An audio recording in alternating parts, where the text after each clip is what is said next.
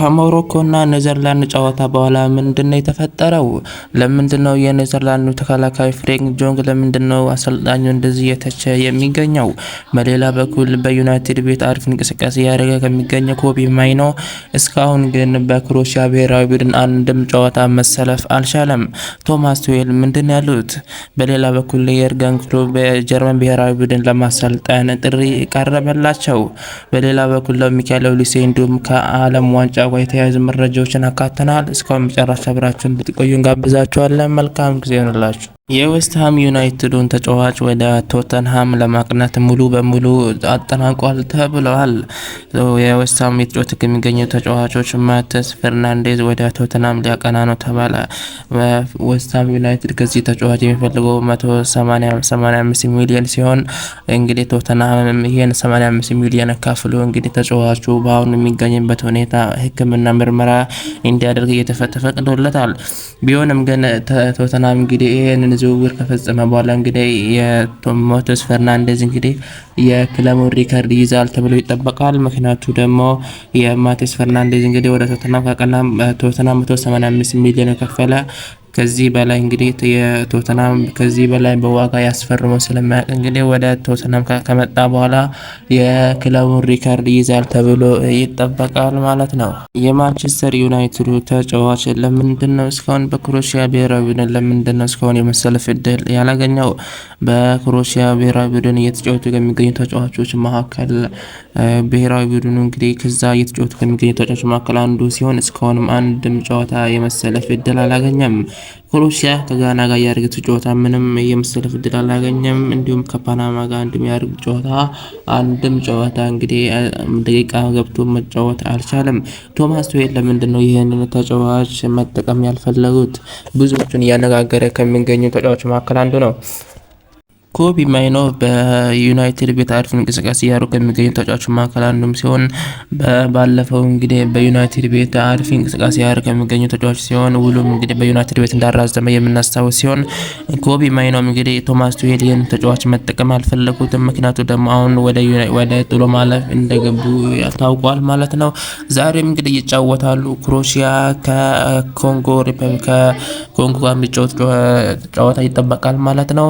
ኮቢ ማይኖ እዚህ ላይ አይጠቀሙትም ተብሎ ይጠበቃል ማለት ነው። ምክንያቱ ደግሞ ከጥሎ ማለፍ በፊት ጨዋታ ያልተጠቀሙትን ጥሎ ማለፍ ላይ እንደማይጠቀሙ ይጠበቃል ማለት ነው። የዛሬ ክሮኤሺያና ኮንጎ ጨዋታዎች እንግዲህ ማን ያሸንፋል ብለው ይጠበቃል ማለት ነው። የኔዘርላንዱን ተጫዋች ምንድነው የገጠመው? ትናንትና ሞሮኮና ኔዘርላንድ ጨዋታ አድርገው ነበር። ፍሬንክ ጆንግም እንዲህ ሲል ለጋዜጠኞቹ አስተያየት ሰጥቷል። ውስጤ ባዶ ነው፣ ውስጤ ባዶ እንደሆነ ይሰማኛል። መጥፎ ጨዋታ አድርገናል። በመሀል ሜዳ ቁጥር በጣም ተበልጠናል እና እኛ ግን የተከተልነው የአሰልጣኙን ትዕዛዝ ነው። በጣም በመሀል ሜዳው ተበልጠናል። እነሱ በኳስ ብልጫ በልጠውን ነበረ።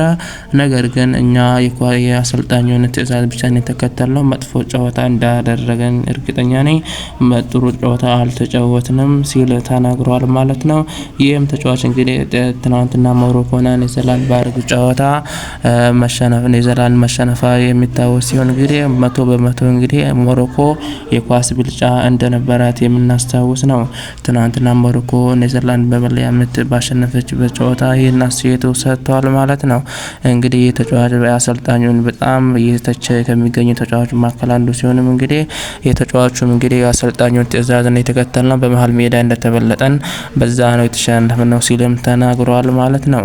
እንግዲህ ኮዲ ካግቦ በ71ኛው ደቂቃ ማስቆጠሩ የሚታወስ ሲሆን ሞሮኮ ብሔራዊ እንግዲህ 90 ሲደመር 90 ደቂቃው አልቆ እንግዲህ በተጨመረው ደቂቃ ነበረ አንድ ጎል ማስቆጠር ይችላል። እንግዲህ ከዛ በኋላ ነው ወደ ደቂቃ ኤክስትራ ታይም እንደሄዱ የምናስታውስ ነው ማለት ነው። የቀድሞው የሊቨርፑል አሰልጣኝ የርገን ክሎፕ እንግዲህ ወደ ጀርመን ብሔራዊ ቡድን ለማሰልጠን ተስማምተዋል ማለት ነው። አሁን ያለው አሰልጣኝ ጁሊያን ናግልስማን እንግዲህ የመቆየት ፍላጎት ቢኖርም ስራ መስራትና የመቆየት ፍላጎት ቢኖርም ነገር ግን የርገን ክሎፕ ጥሪ ከተደረገላቸው በኋላ እንግዲህ ጥሪ መቀበላቸውንና የአሰልጣኙም እንግዲህ እንደሚሰናበቱ የጀርመን ብሔራዊ ቡድን እንግዲህ የጀርመን ብሔራዊ ቡድን ፌዴሬሽን እንግዲህ ይህንን ተከትሎ እንግዲህ በሚቀጥሉ ሳምንታት መፍትሄ ሀሳብ ይሰጣል ተብሎ ይጠበቃል። ውሳኔ እንደሚያስተላልፍ ይጠበቃል ማለት ነው። የርገን ክሎፕ እንግዲህ ባደረጉት ከፓራጓይ ጋር ጀርመንና ፓራጓይ ባደረጉት ጨዋታ እንግዲህ ቆሞ ሲያዩት እንደነበር የሚታወስ ሲሆን እንግዲህ ከዛ በኋላ ነው እንግዲህ ጥሪ ቀረበላቸው በኋላ እንግዲህ ሊቨርፑልን ከለቀቁ ሁለት ዓመት ያስቆጠሩ ሲሆን እንግዲህ ጀርመን ብሔራዊ ቡድን እንግዲህ ለማሰልጠን ከስምምነት ደርሰዋል ማለት ነው። ጀርመን ብሔራዊ ቡድንም እንግዲህ ይህንን ውሳኔውን በሚቀጥሉ ሳምንታት እንደሚያስተላልፍ ይጠበቃል ማለት ነው። የርገን ክሎፕ እንግዲህ ወደ ጀርመን ብሔራዊ ቡድን አቅንተው እንግዲህ ስራቸውን በቶሎ እንደሚጀምሩ ይጠበቃል ማለት ነው። ሚካኤል ኦሊሴ አድናቆትን እየተቸረ ከሚገኙ ተጫዋች መካከል አንዱ ነው። ትናንትና ፈረንሳይ ስዊድንን 3-0 ማሸነፍ ችላለች። እዚህ ጋር ሚካኤል ኦሊሴ እንግዲህ በዓለም ዋንጫው እስካሁን 5 ጨዋታዎችን በማድረግ 4 አሲስት አድርገዋል። በ4 ጨዋታዎችን እንግዲህ 5 አሲስት ያደረገ ቀዳሚ ተጫዋች ነው ማለት ነው።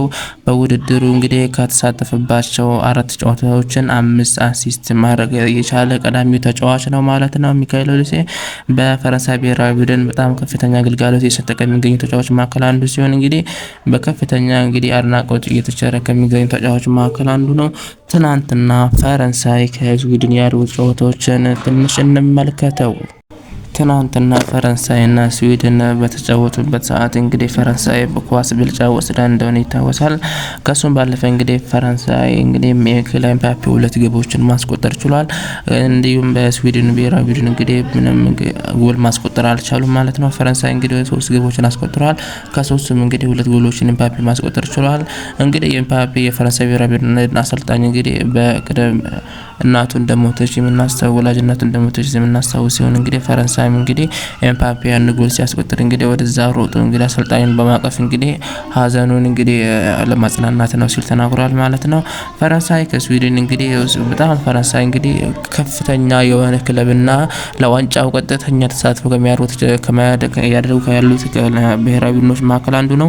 ፈረንሳይ በሚቀጥሉት ጊዜያት እንግዲህ ከሚገናኝባቸው እንግዲህ ብሔራዊ ቡድኖች እንግዲህ ያሸንፋል ተብሎ ይጠበቃል። ቀጥታ እንግዲህ እሱ ወደ ዓለም ዋንጫ እንደሚማንሳት ከፍተኛ ግምት ያገኘ ብሔራዊ ቡድን ነው። ዛሬ ሴኔጋልና ቤልጅየም የሚያደርጉት ጨዋታ ይጠበቃል። ሴኔጋል እንግዲህ አፍሪካ ወክላ ከሄዱት ሀገራት መካከል አንዱ ቀዳሚ ትጠቀሳለች። ቤልጅየም ደግሞ እንግዲህ በአሪፍ አቋም ከሳቢ ከሚገኙ ተጫዋቾች መካከል አንዱ ነው። እዛ እንግዲህ ኬቪን ደ ብሩይነ ይገኛል። እንዲሁም ደግሞ ዶጉ ሚዛች ክለውስ ይገኛል። ሴኔጋል እንግዲህ በዚህ ጨዋታ በከባዱ ትፈተናለች ተብሎ ይጠበቃል ማለት ነው። በሌላ በኩል ደግሞ ክሮኤሺያ እና ኮንጎ ይገናኛሉ። ሪፐብሊክ ኮንጎ ከፖርቹጋል ጋር ተገናኝተው እንግዲህ አቻ መውጣታቸው የሚታወስ ነው። ክሮኤሺያ በዚህ ጨዋታ ምን ታሳየናለች ብሎ ይጠበቃል ማለት ነው። ክሮኤሺያ ከኮንጎ ጋር የሚያደርጉት ጨዋታዎች ዛሬ ከፍተኛ ቅድመ ግምትን አግኝተዋል።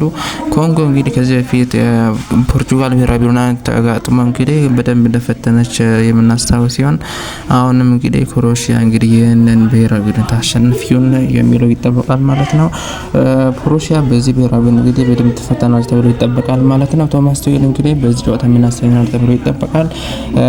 ኮንጎ ደግሞ ይህንን ጨዋታ ታሸንፍ ወይስ ታሸንፍ የሚለው በደንብ ቅድመ ግምትን አግኝተዋል ማለት ነው። ጨዋታው ምሽት 1 ሰዓት ላይ ይከናወናል ማለት ነው። እንድታዩት እንጋብዛችኋለን። መልካም ጊዜ